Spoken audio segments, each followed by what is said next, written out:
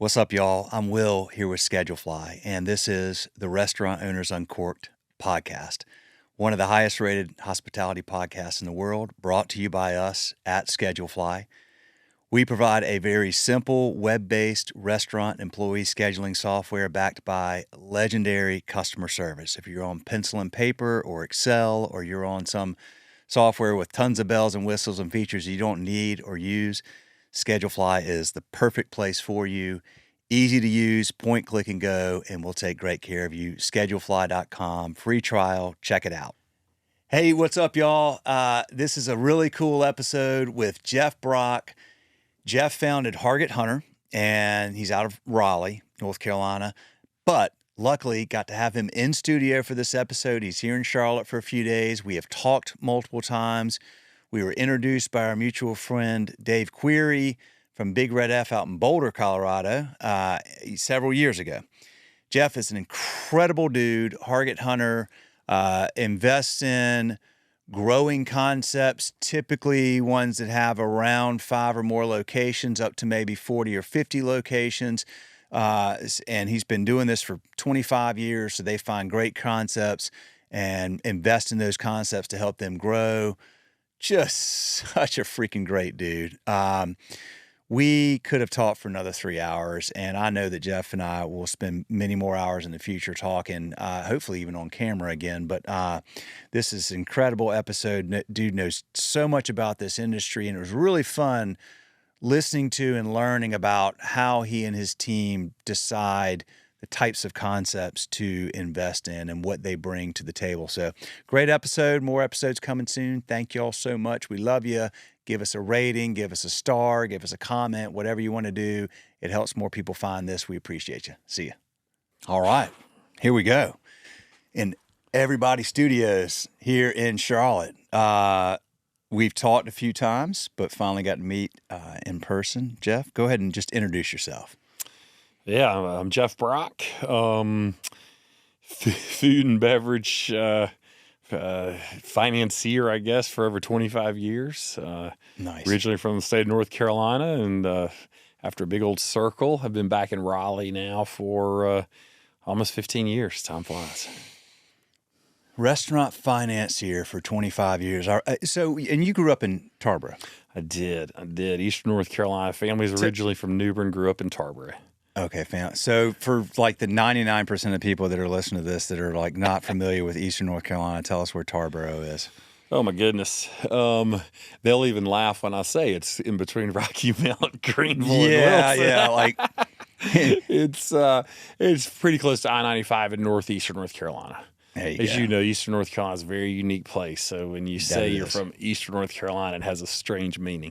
It does. It does. It means that you probably know a lot of people from a lot of different towns, and I mean, I've got some good buddies from that part of the world. And it's a great part of the world. Good people, and great people. So speaking of good people, you and I were connected like, I don't know, 3 years ago or 2 years ago by Dave Query at Big Red F out in Boulder, Colorado, and I've known Dave for a really long time, and I remember he emailed us and said, you know, you guys should know each other, and but he said, Jeff is the real deal. There are a lot of, I'll paraphrase, but like there are a lot of sharks out there, but he's the real deal, a really good person. And Dave, I can tell you, I've known him long enough. He's a good judge of character, and he's also very willing to call somebody out if he thinks they're full of it. So, you know, passing that test is a great thing. And I remember you told me that really meant a lot to you to hear that your mom had raised you to always, you know, protect your reputation and treat people right and live by the golden rule or something to that effect. And that meant a lot. But I remember thinking then, I was like, at some point I gotta get to know this guy, because if Dave likes him like that, I'm positive I'm gonna like him. Oh, well, very flattering. I pay him well. Hopefully he doesn't put on his taxes. It's funny you mentioned Tarboro, right? for anyone who most people, like you say, won't know, it's a town of less than 10,000 people. And we mentioned Eastern North Carolina. The way you describe Eastern North Carolina is it is population centers of 10 to 50,000 people that are 30 minutes apart, with a lot of nothing in between. Yeah. Go in any direction, and you get to the next one in 30 minutes. And the unique fabric of the area is that everybody knows everybody. Everybody knows everybody. Maybe your parents grew up going to the same beach. Maybe they went to the same university. If you could get out, but basically, if you get out of Eastern North Carolina and get to Raleigh, that's the big goal. In a way, you really get somewhere. And point being that you can't ever hide, and so you have to be nice to everybody, and everybody knows your business. Yeah. And so for us, being able to, kind of always care about the reputation, I think is definitely core to us. And so for Dave or anybody to pass along that kind of feedback just means the world. Yeah. Yeah. Well, tell me so 25 years as a restaurant financier. Let's break that down a little bit as to how you got into that space, and then where you are now and what that means, how you help restaurants grow. Yeah. Historically, it really was from the banking side, lending to food and beverage businesses. There's a very long, convoluted, but also Eastern North Carolina story of kind of how I fell into the industry. And but it was basically one guy that I had run across multiple times in my life who was a beer distributor, who was always nice to me and made me feel valued. And as random as it was, as a junior banker, we showed up on this call, and here's this guy who used to come to my teller window when I was a summer teller for old BB&T, and he was super nice. He talked to me the whole meeting. Forget the boss, forget the city exec. He talked to me because he knew me. And I thought, I was 23, 24 years old at the time, and beer distributor. This is like the greatest idea in the history of the world. This exists, and so I fell in love with in general with food and beverage at that point in time, in part because someone was nice to me, and that's hospitality, right? Mm-hmm. And so after business school, I joined J.P. Morgan and happened to be rotating through an industry group that focused on food and beverage. So they had a franchise group, and one Friday afternoon, I'll never forget, my boss came to my door at 5:00. And in hindsight, my boss never came to my door at 5:00. He never came to my door. I was just a little associate. And he said, "What are you doing this weekend?" And I started to tell him, we're going to go do this, we're going to do this. And he kind of hit me about halfway through. Something's going on. I said, "What do you want me to be doing this weekend?" And as luck would have it, it was a deal that actually Wendy's was buying a concept. I was in Houston at the time, and it was a Houston-based concept. And so this particular group focused on Coke bottlers, beer distributors, and franchisees and large restaurant companies. And so we worked on getting credit approval over the weekend, and on Monday morning, Wendy's announced the acquisition. And my boss came back to me and said, "That worked pretty well. Would you like to stay in the group?" And I said, "Absolutely." And so pretty much since that was early 2002. Since then, only a year or two have I been kind of outside of food and beverage. Okay. Today, Hargett Hunter, our firm in Raleigh, we don't lend, although we will lend kind of a structured basis if that's the right need for a business. But we focus exclusively on bringing both capital and operating capability to emerging restaurant concepts. Okay. I put emerging in parentheses, if you will, because the concept, the company doesn't necessarily have to be in high growth mode at the time of investment, but we need to be able to believe that we have some angle, some thesis, some reason that we believe that we can bring something to the brand to help it grow. Okay. And to kind of hopefully place it onto a power growth trajectory. Okay. So we invest exclusively in restaurants, which there's a tremendous amount of compounding knowledge, network effect, if you will, that kind of comes from that focus. A traditional investment firm, if you will, and nobody's stereotypical or generic, but generally speaking, a consumer-focused firm may get their diversification by investing in a shoe retailer and investing in a hat manufacturer and maybe a restaurant. We get our diversification through investing in restaurants because of service format, food category, and geography, because that's all we do. So service format, food category, geography. Yep. Okay. So All whether right. it's fast casual, we can't do all barbecue in Texas. We can't do all, Mexican in North Carolina. But generally speaking, we want to provide our investors, our limited partners who entrust us with their capital, the diversification of having, a chicken concept from Nashville or a burger concept from Virginia, whatever it may be. Okay. But we differentiate a couple of ways. One is we're very flexible on the type of capital solution. So what I mean by that is we don't have a one size fits all. Like, here's our deal. This is the way we do things. Have to have 55%, of every deal.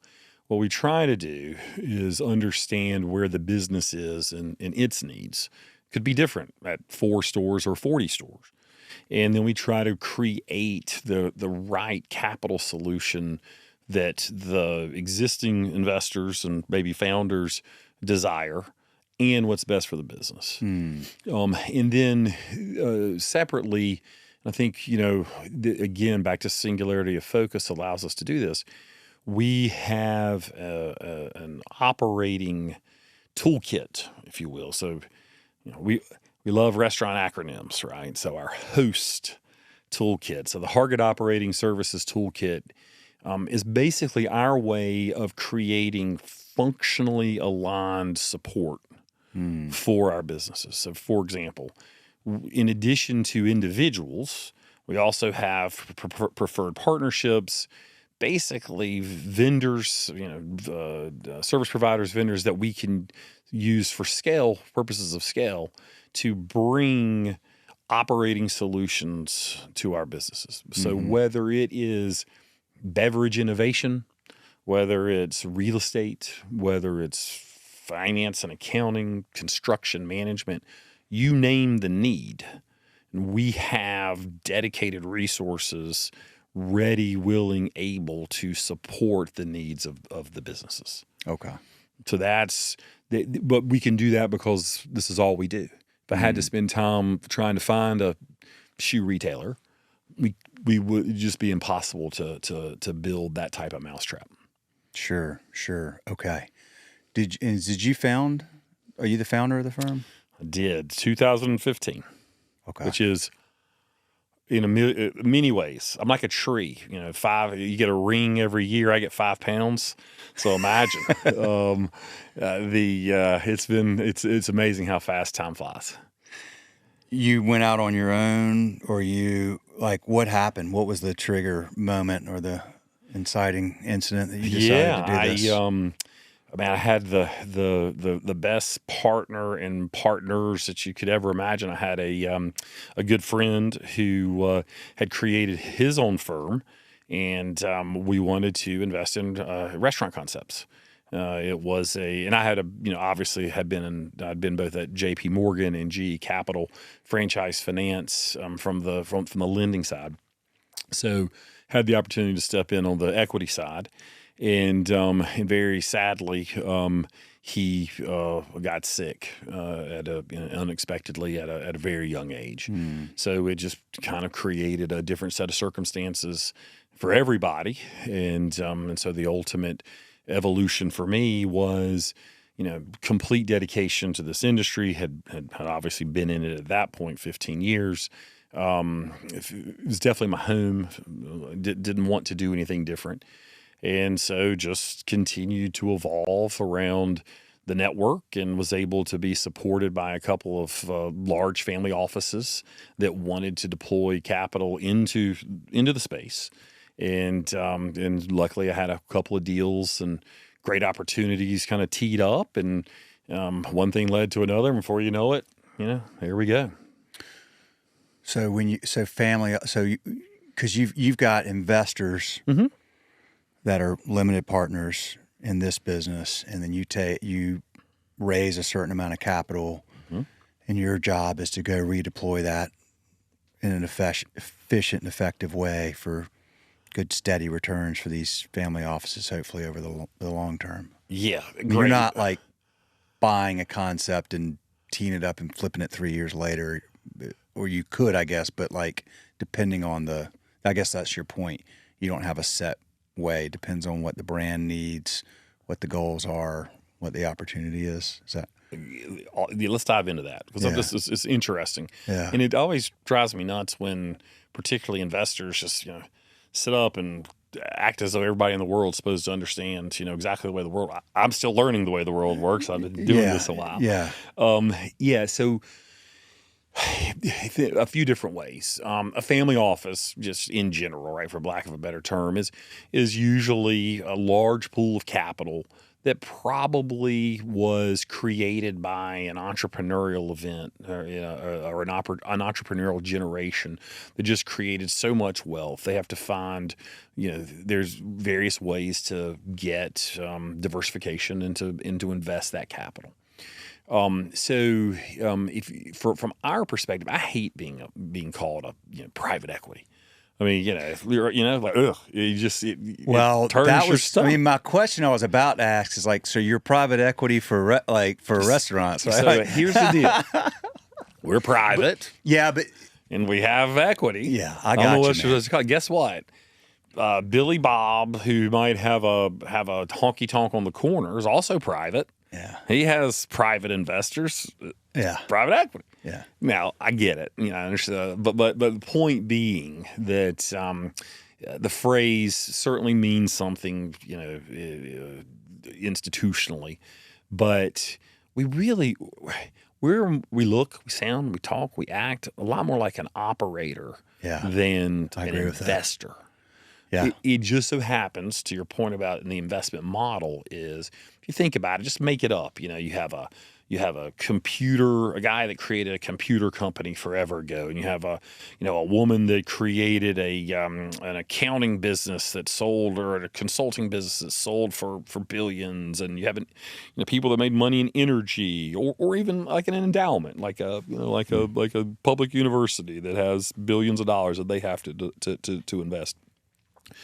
You have all these people that have pools of capital, and they are trying to find ways to get exposure to different pieces of the U.S. economy, or private investments. They're not going to go buy McDonald's they probably are buying McDonald's in the public markets, but that's their public allocation. So if you play through that for a second, think about this: the restaurant industry, the U.S. hospitality industry, is the second largest employer in the country behind the government. Makes up about 4.7% of U.S. GDP. 15 million employees. Over $1 trillion of annual spend in the industry. Think about the people that work inside of these businesses. There's an awful lot of diversity, right? So you want to support the U.S. economy, and you want to be diversified, and you also want to support the U.S. workforce. It's kind of hard to do that and not be a part of this industry. So you hear people who are scared to invest in restaurants. I get it, and that's one of the reasons why, for example, we like to talk about chains and brands and not restaurants. Everyone's got a friend who had a restaurant that didn't do well, and we all have, even if it's a chain or a brand. But usually, what we are investing in are things that are hopefully our filter has helped us refine this, have proven some form of concept for industry parlance, before we invest. So what we do is we raise money from pools of capital, whether it be people, families, endowments, funds that have decided, hey, we want exposure to this part of the economy. And how do we get it?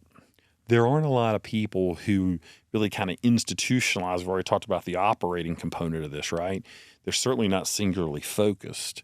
So the idea of being able to get that type of exposure to the lower middle market, where you can buy something at 5 units that can become the next, let's use today's big success story, Kava, right? Brett Schulman's a fantastic friend of mine. I've known him since store number 2, maybe 3. And so, who can be the next Kava? Well, you can, if you're successful in doing that, right, you can be very, very, very financially successful. And so that's what we try to do. We try to find brands that we can support through the growth phase, then ultimately exit. If it's in 3 years, it's in 3 years. That's not the goal, and typically that's not going to happen, right?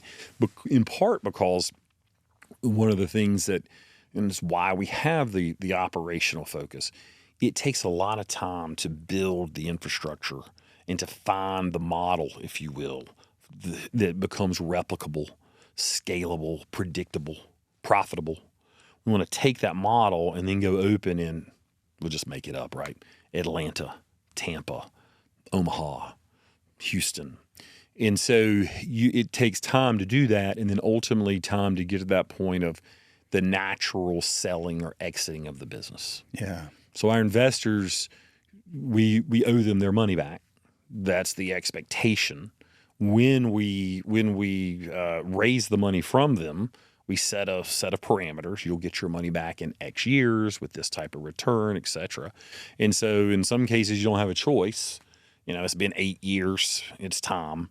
But generally speaking, we do own concepts longer than what you kind of hear from private equity because it takes a little bit longer to do that work that we're doing to be able to kind of professionalize the businesses.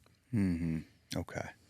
Yeah, so when I think of private equity as somebody who's never been in this space, I think of, we're going to buy this thing, strip out all the costs, take out all the culture and everything that makes it great. We're going to get the cost structure down. It's all about the expense side of the balance sheet.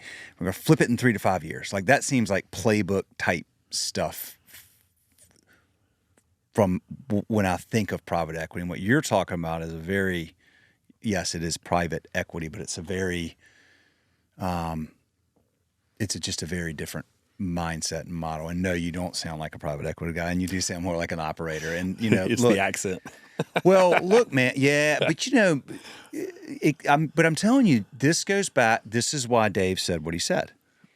I mean, he's used to private equity guys coming in there and talking to him probably about, buying Big Red F. And, I'm sure he's had that conversation plenty of times, and he knows, that I feel like in restaurants, you have to have, you talked about this, Jeff, like this industry is super special for so many reasons. Like the numbers alone, it's such a huge employer. You also mentioned diversity. There's no other industry that has the amount of just natural diversity of workforce than the restaurant industry, because not only like racial diversity, socioeconomic diversity. You've been in jail for 3 different times, but you finally got sober and you're turning your life around. Let's go. Come on, you got a job. This is almost the last refuge for people. It's like, I can't get a job anywhere else. Or the first refuge. Or somebody like Steve Palmer, who, says the restaurant industry saved his life twice, from Indigo. Do you know Steve from Indigo? Well, I don't know him enough. So it's an incredible industry for that reason. And it has a lot of heart and a lot of soul. And, I think you have to understand that really well to do what you do really well, because I think it could be easy to sit and not really understand what hospitality is all about and look at numbers on a spreadsheet and miss the fact that if a brand doesn't have that beating soul behind it of the people that are behind it, it's going to be hard to sustain success for a long time. 100%. Here's what I would say. Particularly when we are investing such a small businesses as we're investing in, anywhere, 5-ish units, $10-ish million of revenue is a minimum. But this should be fair. We've invested in businesses that have as little as 3 stores. Yeah, I make jokes sometimes. I can know more about a concept with 3 stores around Houston than I can 15 stores in Midtown Manhattan, right? But the different, it all depends about trade area and demographics and psychographics and whatever. However, with that said, we are in love with a concept for a lot of reasons. Quality usually being one of them, the guest and consumer experience being another. Why in the world would we ever want to change it?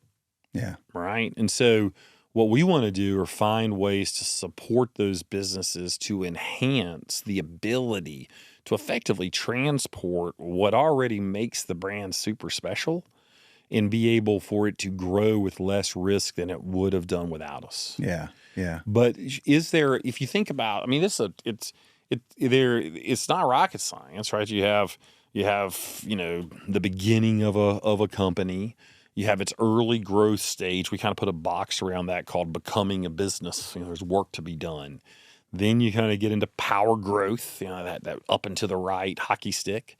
And then you hit maturity, right? And then at maturity, one of two things happen. You start growing again or you start declining. Now, one of the phrases in the industry is, you can't kill a brand. It'll be hard for people to remember, but there was a time where very few people had heard and you couldn't find a Pabst Blue Ribbon. Yeah. But can't kill a brand. And now all of a sudden, people drink PBR again. And so similarly, these brands hit these points where they either start going up. We had one, in North Carolina with Daryl's, years ago. Yeah. And, bought by, like General Mills and who ended up having like Houlihan, right? Everyone loved Daryl's. Yeah. It was, oh my gosh, go get those crackers and go visit Daryl's. It was when you grew up in Eastern North Carolina, right? You get to Raleigh and get to Daryl's. There's still a Daryl's. Yeah. Like, there's only one, but it's still there. And so with that said, you hit these points where it's an inflection point. Inflection points, and they're the right owners. There are hopefully right, but also wrong owners for different points along that curve. Yeah. And is there a right time to take cost out? Yeah. Yeah. But it's a long way away from where we are going to be. Yeah. So our goal is to find these fantastic concepts that have, management teams, or at least have owners who want to help build the right management team, which we help to do, to support those next steps for that brand and effectively professionalize the ability to replicate those stores. So this way, when you open in Atlanta or Knoxville or St. Louis, I know just to make up the numbers, I know every single time we build a store, it's going to cost $1 million.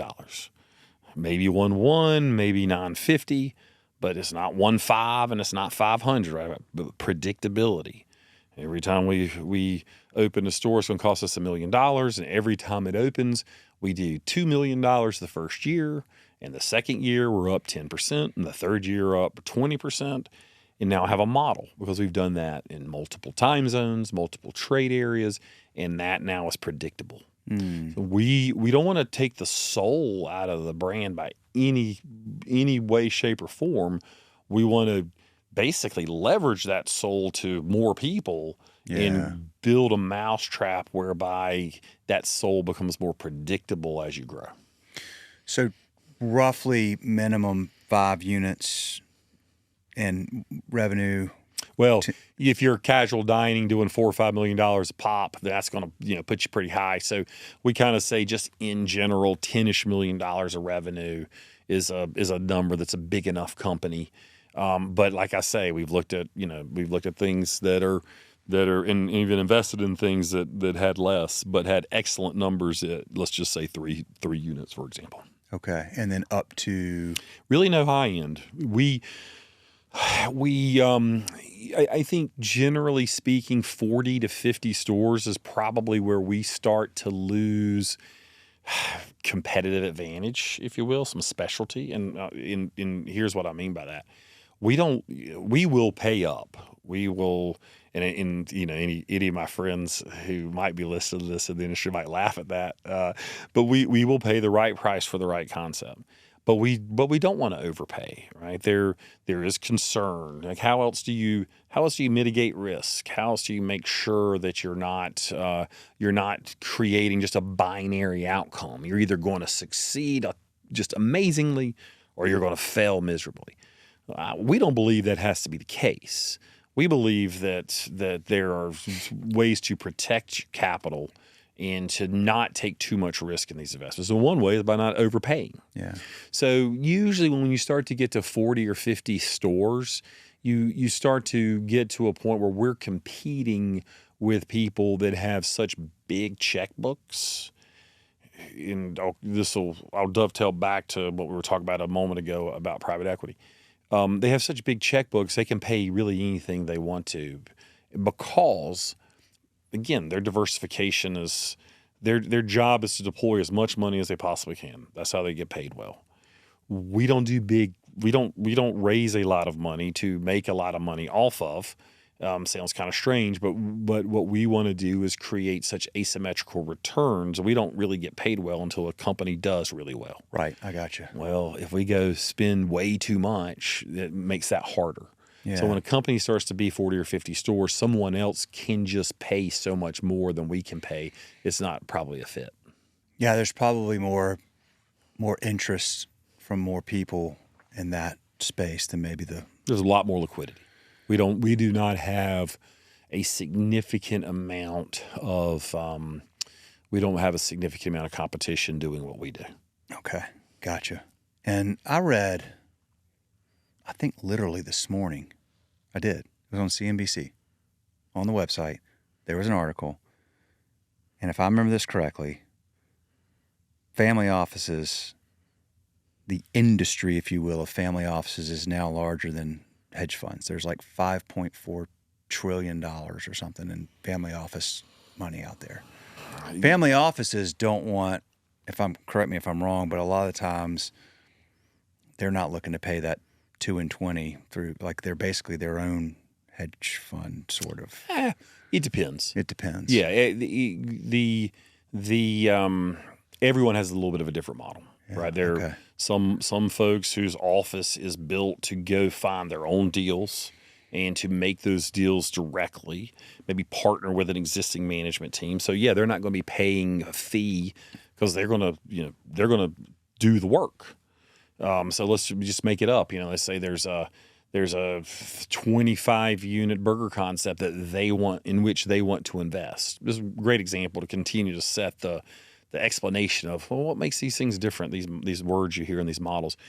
25 unit burger chain that they want to invest in, there could be a group that decides, okay, we will go work with this management team, with this ownership team. We'll strike a deal and we will support them directly. There's no one to pay a fee to for that. If they didn't want to do that work, that's where we step in. Okay. They work with us, and then we go do that work. Okay. Not just of putting the deal together, but also managing the asset after investment, and then basically governing the business, being on the board, setting strategy with management, and then helping exit.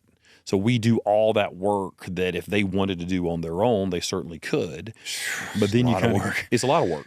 It is a lot of work, and particularly when you then layer in the acknowledged uniqueness of the industry, right?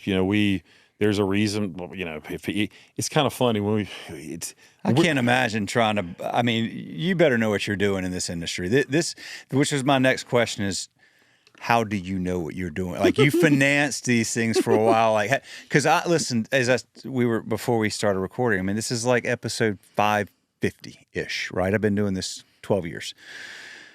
I used to think I wanted to own a restaurant. When I started doing this podcast and we got kind of Schedule Fly going, I was like, yeah, man, I'm a Widespread Panic fan, and I always had this idea. There's a song called Ribs and Whiskey by Widespread that I really like. I was like, I'm going to have a place called Ribs and Whiskey one day, and that's how we're going to close the night, every night with that song. And I mean, I was like young, dumb, naive, like, yeah, restaurant, man, like, how hard can that be?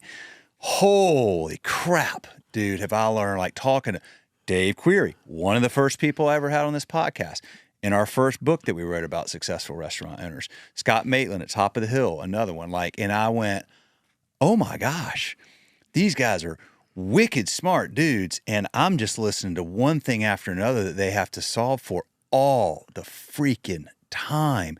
Holy crap. You better have like a real passion for serving people and a cool head. And when every single day a literal fire or metaphorical fire might break out, and know how to deal with people on your team, and somebody just quit and this happened here with this person, and then you got to upset. Like, it's an incredibly intense, challenging business. I have like massive respect for people that really get it right in this industry, because I think it's 1,000 times harder than the general public has any clue to really be good. Even if you know what you're doing, even if you have capital, even if you have a formula, there's so many things that you can whittle down and mitigate so many risks, but then there's just so many things that can happen all the time in operating a successful. So, dude, I mean, like, literally, I tip my hat. Like, if you figured out how to bring the resources to bear to help these brands, like, that's awesome. Where did you get? How did you figure? Was it through observing successful operators all this time? And like, what made you decide to go, I think I could help these brands be successful? Feels like a trick question. I'm not saying I'm not questioning your ability. No, I'm actually very curious, like, how you got to that point, because you're clearly very good at what you do. It's perpetual. It never stops. Okay. Absolutely never stops. Yeah. And we change the model all the time. We learn. Let's do it this. Let's go back to the host toolkit for a moment. Let's go execute. I'm going to just pick something, right? Let's go execute real estate this way. And then maybe a year or two later, you're like, that was close, but no cigar. Like, we have some changes, right? So always evolving and learning. And you understand this being from the tech side, right? Technology is always changing. Yep. So whatever that perfect solution may be for learning management system, whatever it may be, whatever those perfect solutions may be, changes very quickly. Yeah. Right? And so that's part of the way we can help is I'm not going to make the decision for you, but I can get you access very quickly to being able to assess what you want to put into to our business. Mm-hmm. And I'll give you an example, then I'll come back to this probably in a couple other ways. The very first investment we ever made, great concept. Very first investment we ever made, it was a group of founders I had known for a long time. We know that's part of the beauty of the industry. Since you live and breathe it, we're not just looking for deals. Like, in fact, we don't talk about doing deals, or investors will ask, how do you source or originate? Like, we don't source and originate. We cover the industry. We live it. We breathe it. We're of it. Therefore, the opportunities just happen. First investment, we had a meeting once, and the idea of point of sale popped up. Now, investors, right? Like, you're supposed to be talking about this other stuff, and we're talking about point of sale systems. And I gave a suggestion based off of what they were, service format and food category wise, and we continued to talk about how we might be able to partner. And 6 months later, as we were finally getting some definition around that partnership, one of the founders said, I have to tell you this, we just spent 6 months assessing point of sale systems, and I had remembered in a meeting that you mentioned one. So I went back to my notes, and what you suggested 6 months ago was what, after 6 months of research, we chose. You could have saved us 6 months if we would have just listened to you. Yeah. Now, I'm not saying we know, anything, but what my point is that living and breathing it certainly kind of helps, hopefully, shortcut things for our operating teams. Yeah. But I go back to that. No one who sits in Raleigh on the investment team is an operator. We don't play one on television. I say we don't become one after spending the night at a Holiday Inn Express. It just doesn't happen. However, we also are very, very, very, very.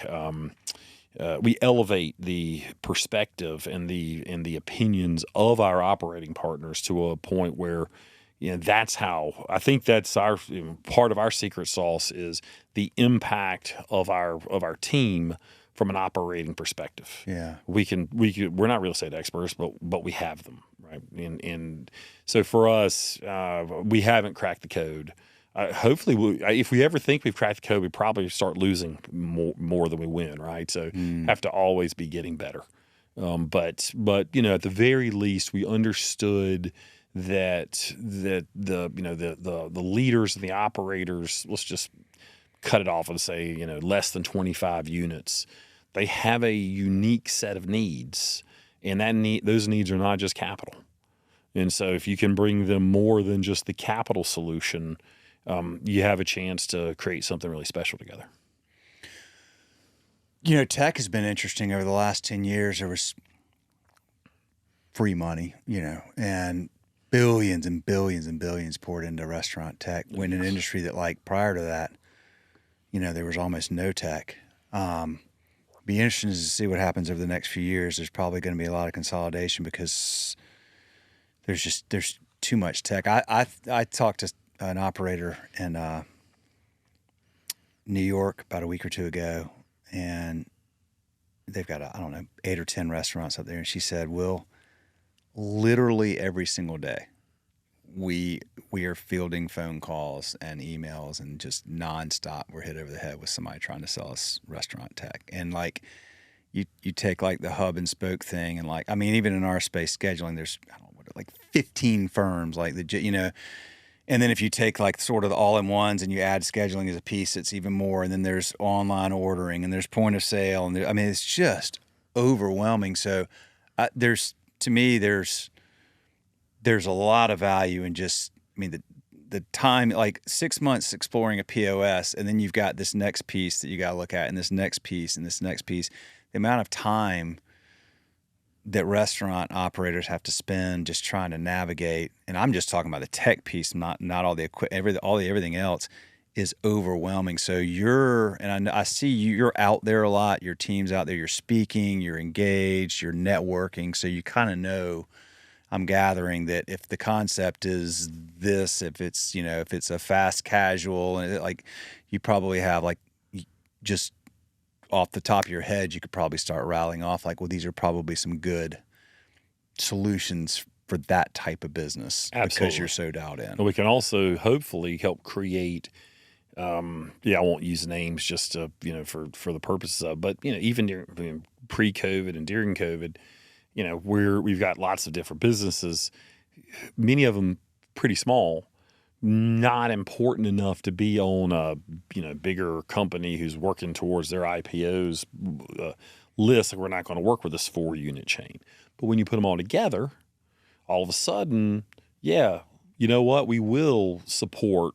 So now all of a sudden we have a 4-unit chain in Birmingham that has access to technology that no other 4-unit chain in Birmingham is going to have access to, because we're able to pool that type of power. Yeah. Same thing with things like, food distribution, whatever it may be. Yeah. We do have a joke about tech in the restaurant because, the sales pitch is the same for everyone.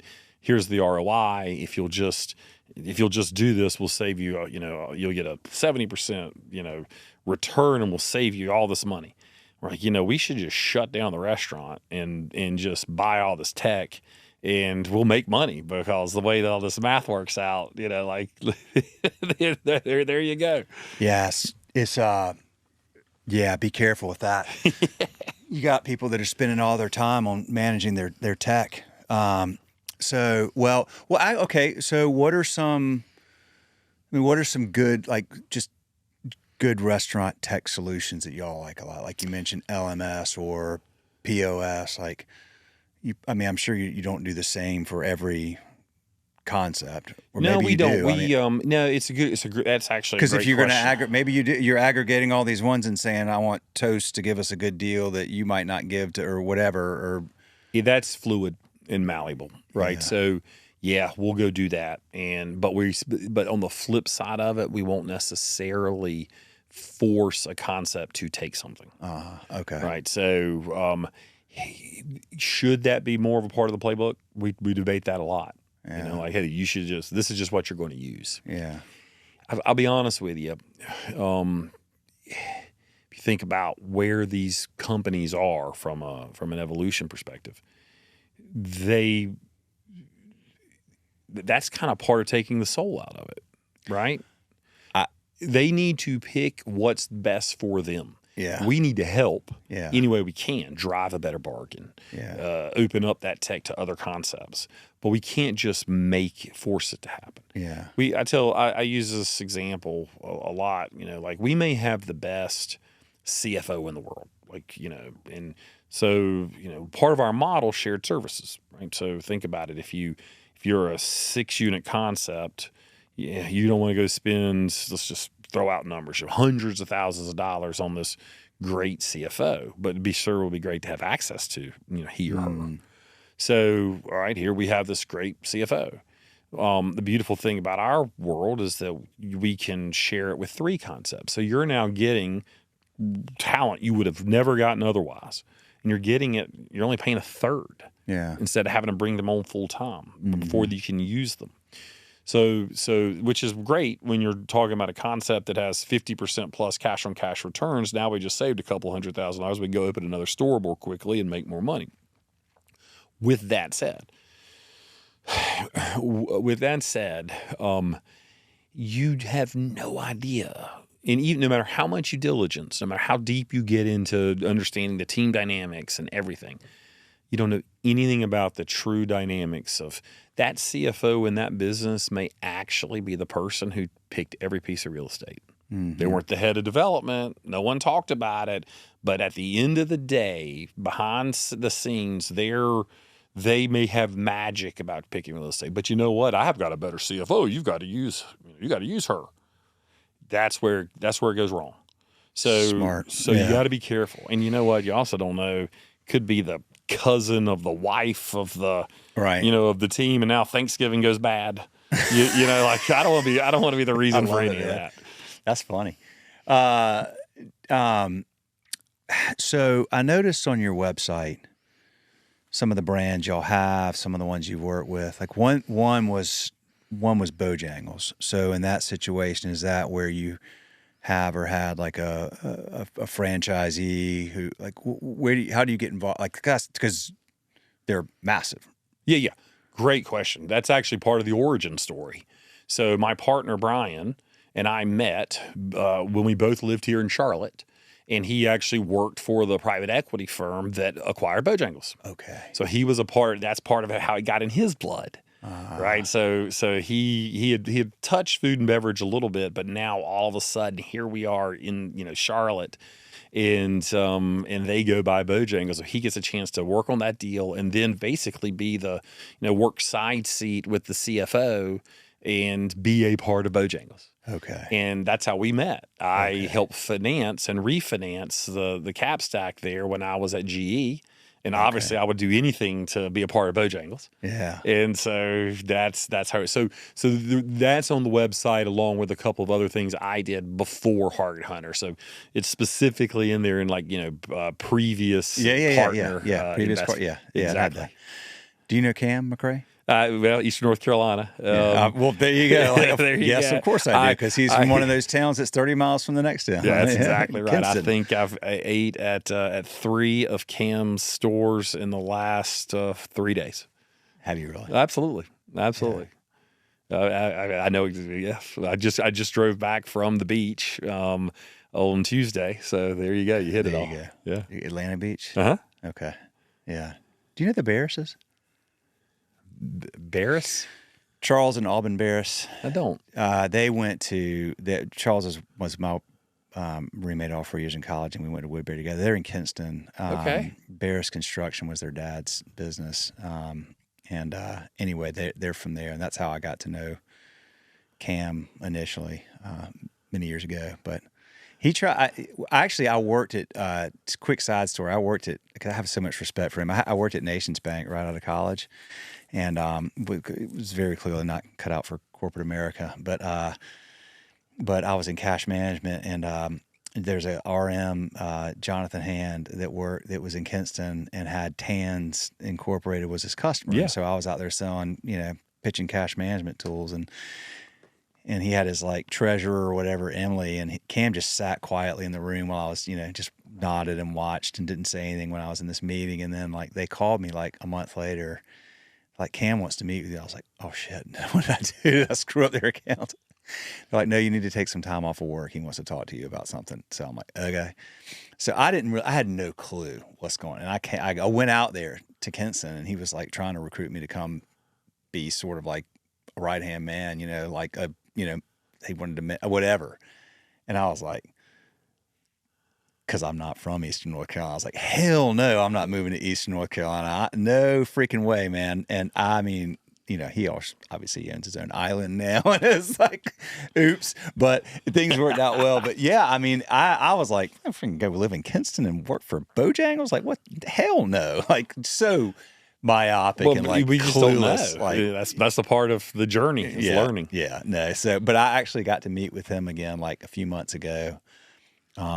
We're like, so we joined the Bojangles Franchise Association a few months back, and because we've got some franchisees that use Schedulefly, and so I was like, well, how do we get more? So I just went and got his advice and talked to him, and he was kind and as expected. But anyway, what a success story that's been. Oh my gosh. Okay, so you're not, as you said, that was one of the questions I was thinking about asking is like, how do you quote source your deals? But you're out there, you're adding value, you're doing good work. There's word of mouth, there's relationships. It's a tight knit industry. Somebody's growing a concept or whatever, and they may hear about you and you may talk to me. I've got one when I emailed you about earlier that you hadn't heard of. This is probably too small, but nothing's too small. Yeah, exactly. Because we're not looking to do deals. Yeah. We're just looking to know people. Yeah. And to that point, right, you kind of go back to, the juxtaposition between kind of our model and, let's just say, traditional private equity. Right? If you're working on a deal and as an investor, let's just make it up. It's you're going to fly into Austin, Texas, for a management meeting, right? So you got to fly in, you got to have the meeting, fly back. That's because you've let's just say it's Tecovas. Like I was going to buy some boots. Yeah. So we're going to go in and meet with Tecovas, and we'll get out of there. Maybe we could get some time with Yeti, but for the most part, you're in and out, because then your other deal might be, a microphone manufacturer, and you've got to get to Detroit, whatever it may be. For us, we go in for, whether it's a board meeting, whether it's a meeting about a deal, whatever. And why would I leave? I've got dozens of people to potentially meet with in this town. Mm-hmm. So we're on the road a lot. But so you go to Austin, and you stay 2 or 3 days, and you take a dozen meetings, because everyone wants to talk hospitality, right? And so we're not trying to do a deal. So we sit down with a 7-unit burger concept in Austin, and we'll never once talk about a deal. We talk about labor, we talk about scheduling, we talk about tech, whatever it may be, because we're trying to exchange ideas and learn. If an investment evolves out of that over time, that's fantastic.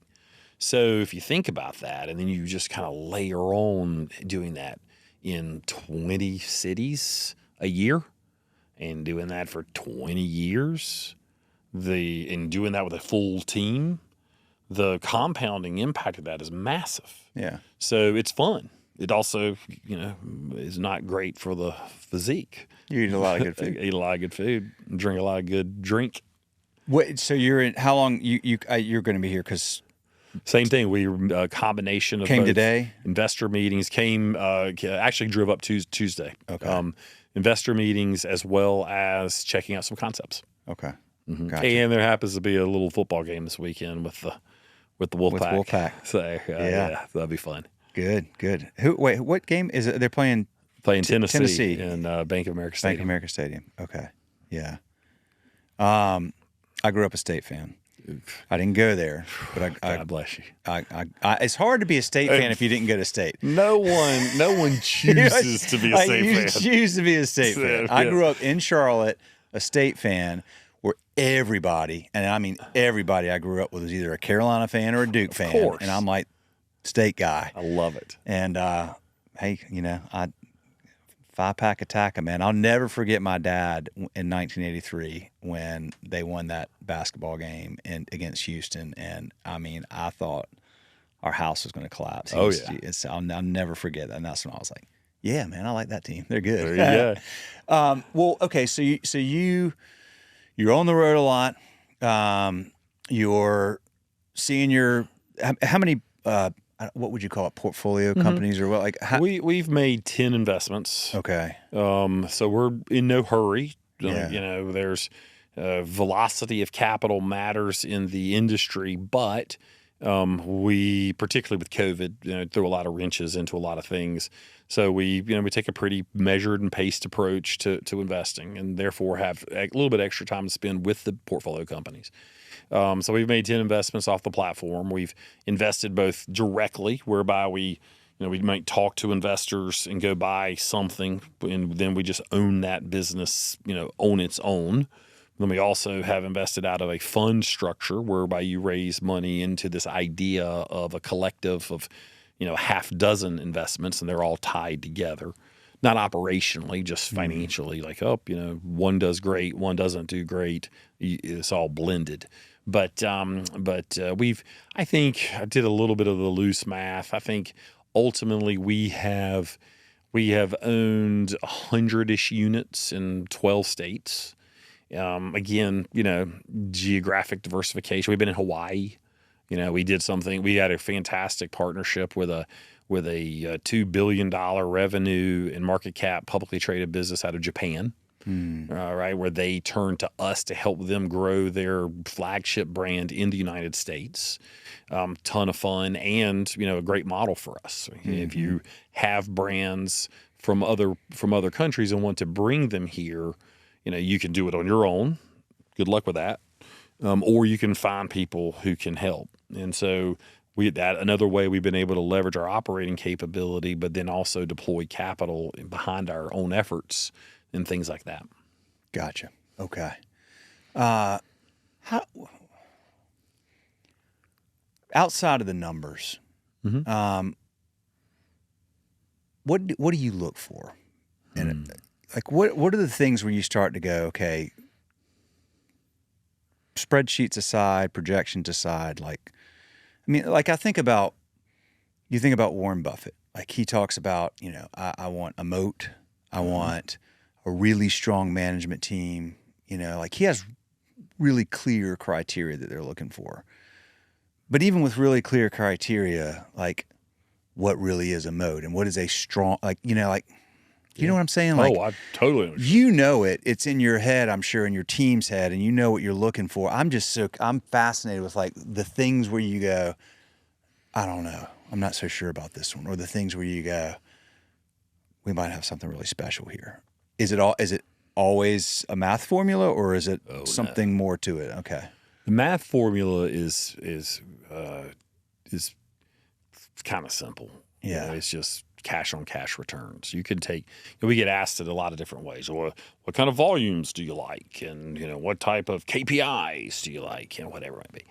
Like, you take every single number, any number you want in the industry, throw it into a paper bag. And if somehow or another, as it comes out, we're going to look at it through the lens of cash on cash returns. Can't be more simple. How much money do you put into a store, and how much do you get out? I took, after my landlord paid some TI and everything else, I put $1 million into the store, and Every year I make $500,000. That's a 50% cash on cash return. That's a good number. So generally speaking, any investor is looking for the best cash on cash returns they can find. Now realize, and important to note, when you're swinging your own hammer, right? When let's just say you've got a ribs and whiskey, right? So when you go open ribs and whiskey and you did the construction yourself, your construction cost is going to be low. So your cash on cash return is going to be high.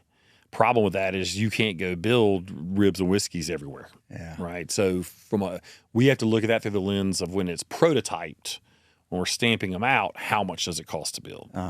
So, let's just say that 35%, is a good number. So everybody wants, no matter who that investor is, they want excellent cash on cash returns.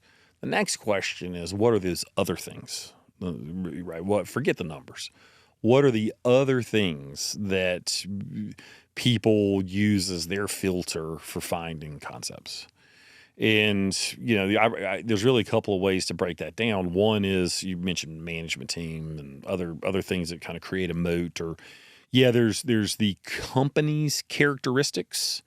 And we actually have a lot of flexibility on that. Management team being a great example. In many of our deals, the management team actually chose to step aside. So this is a little different. Like a lot of times it was founder-led. And the founder came to the decision and the realization on their own that this thing can be really big. And but I'm not the person. But I'm not the person. Yeah. Okay. That's great, right? Because we want them around, on the board, help with design, help with culture. Like that's a perfect situation, right? We get to keep the ethos of the brand, the culture of the brand. But sometimes founders, want to keep going. That's what we'll do. Whatever. The cool thing is we have the capability to do what. Again, like I sat on. I won't say who it was because it's just they're just a great group. But I was on a panel a few years ago, and it was two other private equity firms, and one of them had a very, very clear mandate. We support founder-led businesses, with high growth opportunities. It sounds good coming out, right? And I thought, and I even said on stage, like, have you met some of these founders? Okay. I don't want to put ourselves in that big of a box. We want to be able to do. I mean, we've bought businesses that had already been bought by someone else from the founder. I can't support a founder-led business. That founder was long gone. So we do have a filter from a concept perspective. Forget all the company characteristics for a moment. And it's pretty squishy. I mean, it sounds very subjective. But, shocker, this is not a South Boston accent, right? It's south of the Mason-Dixon line accent. And we think about the world through a lens of the 300 million people that don't live in urban metropolitan areas. Not that there's anything wrong with it. It's a steal from Seinfeld.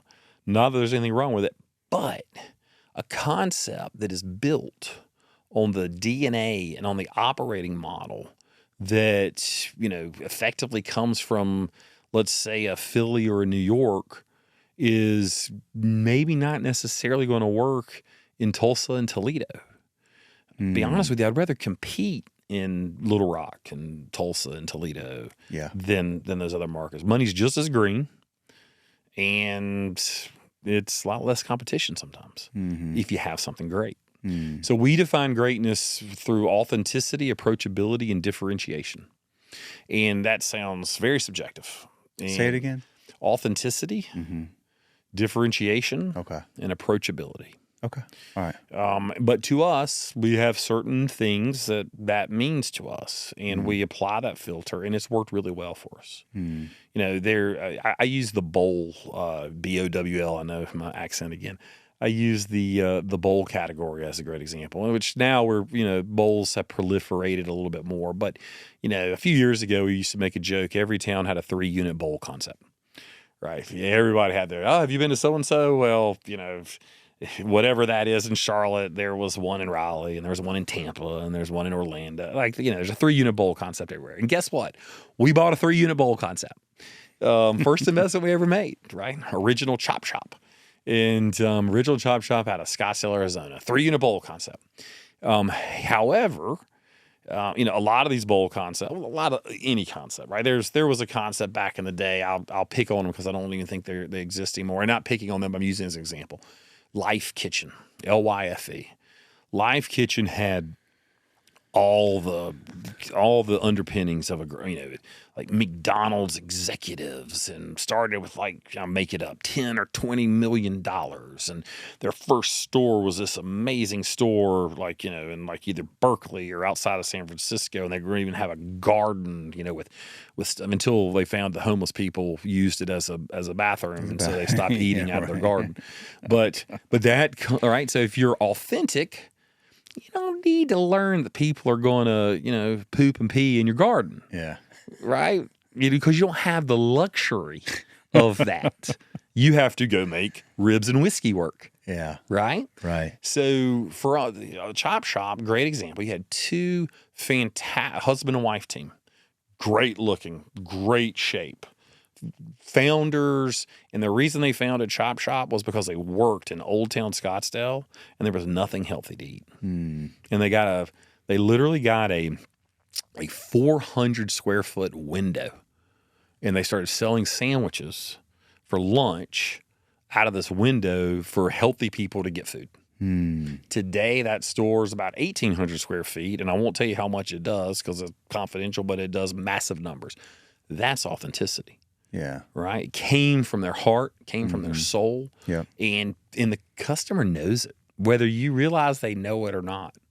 And so the difference between a 3-unit bowl concept that was authentic or a 3-unit bowl concept that happened to come from guys who started one of the best casual dining concepts ever and just decided the next hot thing is a bowl concept, very different.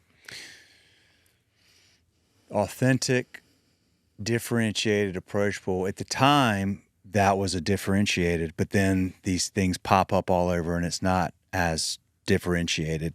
But when you're making an initial investment, you're looking for something that's... So I think in this particular concept, we'll keep pulling that string for a moment. Part of its differentiation is actually in its approachability. Okay. So this particular concept has bowls, but it also has salads. Okay. It also has sandwiches. Okay. Also has juices and smoothies. Okay. So you get utilization. Also has breakfast. Yeah. So you get utilization at 10 in the morning and at 2 in the afternoon when the average restaurant may have nobody in it. Yeah. And so that's very approachable. Right. So a part of their differentiation, in addition to the quality and effectively kind of the lifestyle aspirational positioning of the brand, was that it was not just a salad concept or not just a juice and smoothie concept. It was able to successfully put them all together in an operating model that was quite profitable. There's some differentiation, and as luck would have it, in that case, it's very approachable because you've got a broad menu. Yeah. Okay. Got it. That makes so much sense. I love that. Are you seeing, so you're probably always ahead of the curve on emerging concepts or trends in, like that was a new concept at some point. I mean, Chipotle and all these places were a new idea. Now there's a lot of those. Like, do you see more people turning towards what I would call, quote, healthy options? And I asked that question, I couched that in the fact that, like, we are overwhelmed with healthcare and health issues now, and we're learning more that a lot of that's driven by what we're putting in our bodies. And then I see, because I'm like kind of all geeked out about this stuff, I'm seeing more and more movement towards, whole foods, or, people considering paying more for good quality food as an investment, not an expense. And that's a certain subset of the population, of course, but it seems like there's more opportunity in that space maybe than there has been in the past, but I have no idea. I'm still trying to get over how someone who heard you look at me and say that I'm on the front end of stuff wearing a jacket with this accent, and you're dialed in, man. That's hilarious. You're dialed in. You are. There's nobody thinking that this guy's on the front end of anything. You are aware of what's happening. Like okay, I'll give you a specific example. Like this is the first one I've seen, and I know there's got to be more. But to take this a step back, like, do you know that McDonald's, like the McCafe? No, like when we were growing up, McDonald's cooked their fries in beef tallow. Right. And now they cook it in some crappy oil that's really cheap. Beef tallow is really expensive, and there was also this, whatever, people thought that beef tallow was bad for you, something. Anyway, but now that's starting to become a thing again. Mm-hmm. Like there are restaurants, there's a app called Seed Oil Scout, and if you don't want to go eat at a restaurant where there's seed oils, then you go get seed oil. I can't because this is my phone, but you get an app that says like these are the restaurants that don't cook in seed oils, which you would think's like, who doesn't cook in seed oil?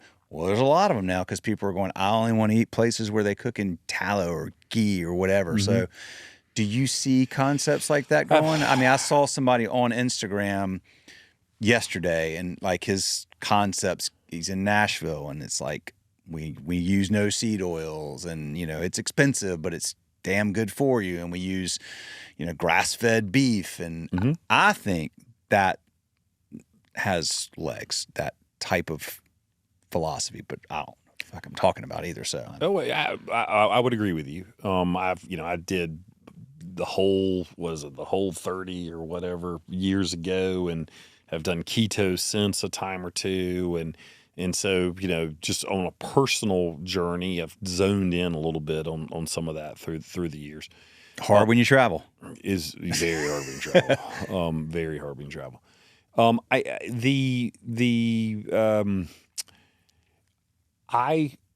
It's fun. We've already had this part of the conversation, so I tie that back to approachability. I think you have to be very careful from a concept perspective. But again, think about density. Think about mm-hmm. you have to appeal to a lot of people.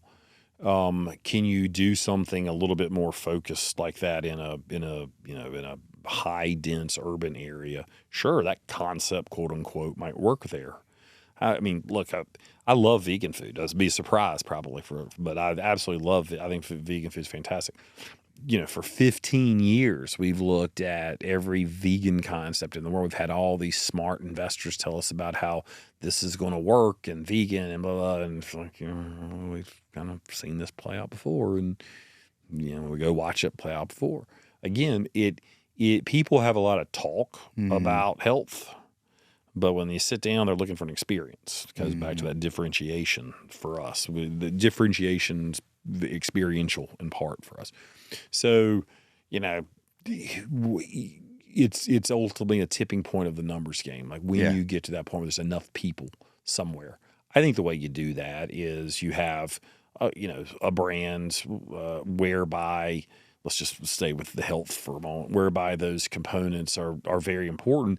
And instead of building the entire concept around it, you are able to put it into what you have. Yeah. Okay. Right. You have, think about some places you'll see the GF, for, it's a bowl concept. You've got gluten-free option. This one's vegan, and it's made, this particular bowl may be 3 or 4 things, but you don't build the whole concept around just that. Gotcha. Right. Makes sense. Yeah. Makes a lot of sense. Especially not if you're what you're talking about, if you're not in New York. Like where there's densely populated, where there's a lot of people, like you could probably do a vegan concept in some of these big, densely populated cities, but go try to scale that and put that in Omaha and, Little Rock and whatever. That's right. Probably not enough demand. The difference between talking about restaurants and talking about chains. Yeah. Right. Go back to why we make that distinction really early. We can have a conversation about a restaurant that could work in LA. Be fantastic and maybe get a few there, but the difference between having the restaurant conversation and having a chain conversation might be very different. You know what my new idea is? You- I've moved on from ribs and Ribs, whiskey. I was going to say, it's not ribs and whiskey. No, because I don't drink alcohol anymore. Oh, So I haven't had a lot to drink this summer either. I didn't have an issue or whatever. Not that is, but I just kind of stopped. The older I got, the more it would affect me, and the more I got tired of like not feeling great. So I was just like, so eventually I realized I hadn't had a drink in a long time, and I just kind of stopped. So I can't do ribs and whiskey. Okay. I could, because I know there's a lot of like Steve Palmer being one of them that, like sober and has all these awesome restaurants with great wine and you know, menus. But Scott I Crawford just want and to do Raleigh, like I great can't. hospitality. I can't. That's why I don't have the iPhone. I don't have the discipline. If something's a problem for me, I need to not have it around. I was going to say, I thought you just didn't want to get sued. No, my phone was a problem. I couldn't. So I was like, I have to get rid of it. Right. So I can't do ribs and whiskey. All right. But I want to do meats and sweets. And here's my thing. So my diet now is I'm the opposite of the vegan. I don't eat any vegetables. My foundation is meat, primarily ruminant animals. Like so mostly cows or game or whatever. And then eggs, cheese, dairy, and then on the top is like fruit and honey. So that's my sweets. So meats I like and sweets. that. Meats and sweets. That's a movement, man. I'm telling you, there's a lot more. You hear the word. You didn't hear the word carnivore like 5 years ago, and now you hear a lot of people like, "I'm trying the carnivore. I want to whatever it is." I've been on that for a long time, and I like it a lot, and it's how I roll. And my whole family thinks I'm crazy, but it works really well for me. So I don't eat any of the green shit anymore, man. I like never. That is fascinating. Never. Just meat and fruit. Wow. Well, Or I like fruit. I like products, meat. I might be animal products and fruit. So, I'm telling you, When you get to 3 or 4 stores, let us know. Somebody will do that at some point because they'll do it like in Austin, like you got a lot of, like somewhere like that. Denver, Austin. There's places like that where you can get Denver. No, I got to tell you, man, you ought to follow up with Dave if you haven't talked to him in a while. He's on a tear right now. The cost of doing business in Denver, Colorado right now. I'll put it this way. Do you know Juan Pedro at Culinary Creative? I know Culinary Creative, but I don't know why. Juan's their CEO. Brilliant dude. Incredible operator. They're doing great. But Dave told me they were talking last week, and Juan, they're expanding. Like they were only in like Denver and Boulder and all that. Now he's going to Houston. He's going to New Orleans. He told Dave Query that he's opening a restaurant in Manhattan right now, and it costs him less to open a restaurant in Manhattan than it's costing him to open his restaurant in Denver, Colorado right now. I mean, it is a tough environment. So I know there are a lot of great concepts have started out, but man, it's concerning. Like their labor's gone up so much, and then they're like, their tipped minimum wage is $18 an hour. I mean, just they got a lot of problems out there.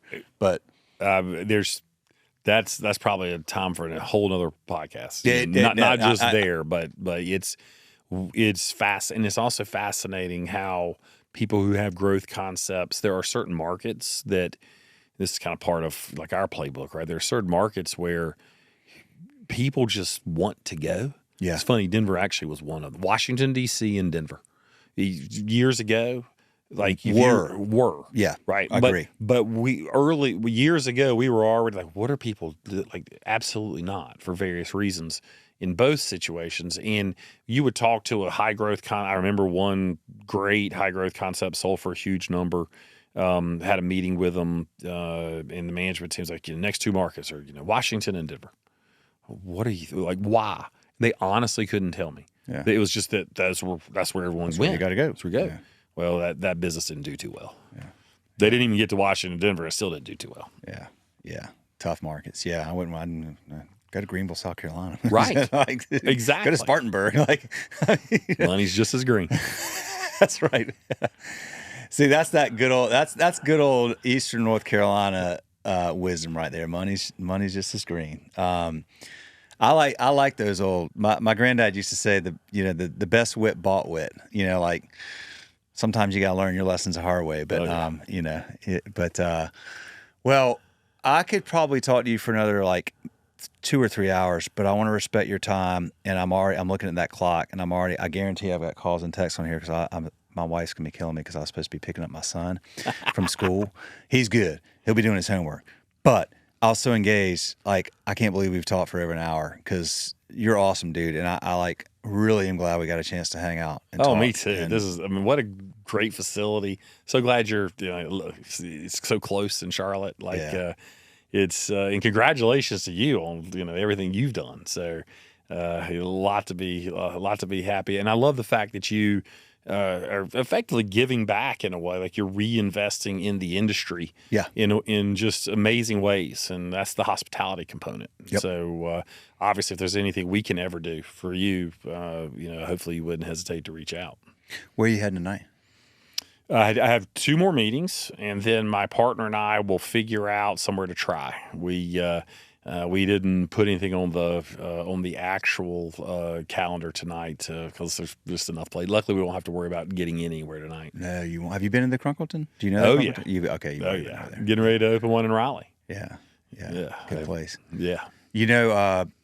Just in the Crunkleton's like right here, and they just opened the Biscuit Belly. Just opened their. They're like right in the parking lot. Yep. Got it. So like tomorrow morning. Yeah. Good place. Yeah.